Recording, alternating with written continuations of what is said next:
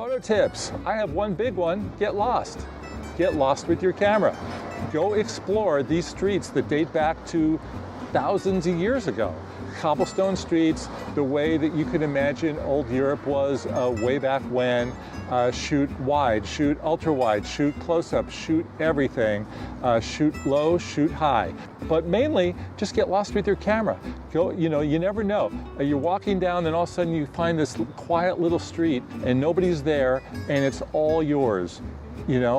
Shoot vertically, shoot horizontally, shoot everything. One of those is going to be pretty cool. I really enjoyed doing that.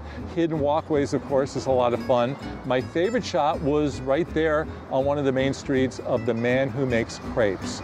And I got a shot of him at nighttime with the smoke coming up from the side, natural light, shot on the iPhone 14 Pro. Another big photo tip I have for you is to ask people to pose for you. Every time you buy something, ask someone to pose for you, because if you go home and you only have pictures of old buildings, it can get a little bland. But I've got the crepe maker and I've got all sorts of other people that agreed to smile for me, and they really make the portfolio look a lot more interesting, I think, anyway. The crepe guy. Well, I did many different photos of him before I ended up at the shot that I love so much with the smoke.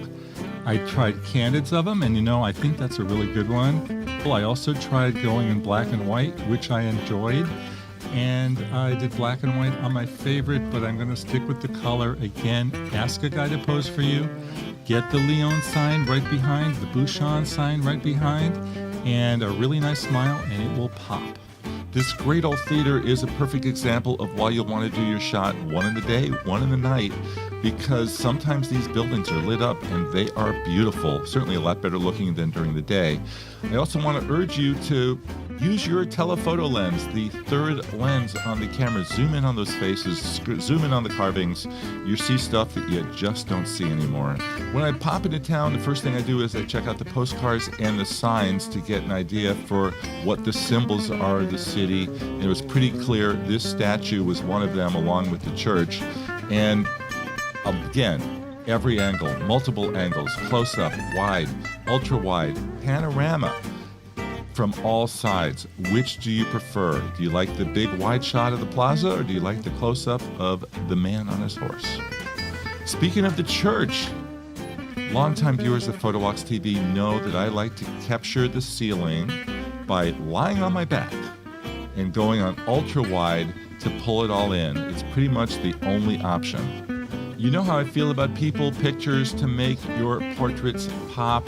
This blind accordion player, it's not like I could move him into the shade where I would have more even light. I had to deal with the elements, but I just want to point out that beyond getting the smile, I also zoom in on his fingers playing the instrument. I think it tells more of the story. Those massive European crowds are ruining my shot. What to do? Well, one thing is you could wait around, because at some point the crowds will thin out, or you could act like a pro and get up early. That's what we do to get the shot. Capture the streets when there are barely any people out there. Makes a big difference. Let's talk editing, and let's talk light editing without going overboard, starting with the iOS Photos app for the iPhone, followed by Google Photos for Android. In the Photos app, click Edit and then hit the sliders.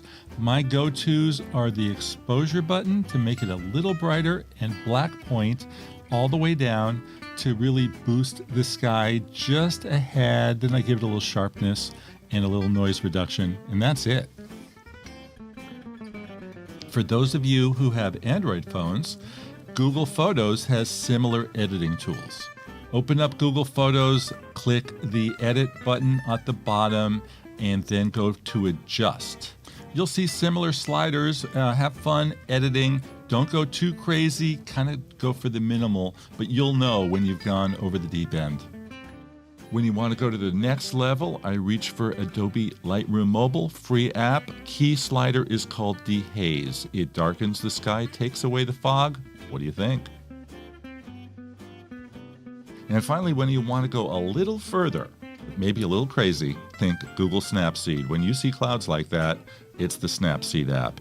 Two tools here, the HDR tab and the Drama tab. Click those buttons on, adjust with your finger, fine-tune it the way you like, and take a look before and after. Which do you prefer?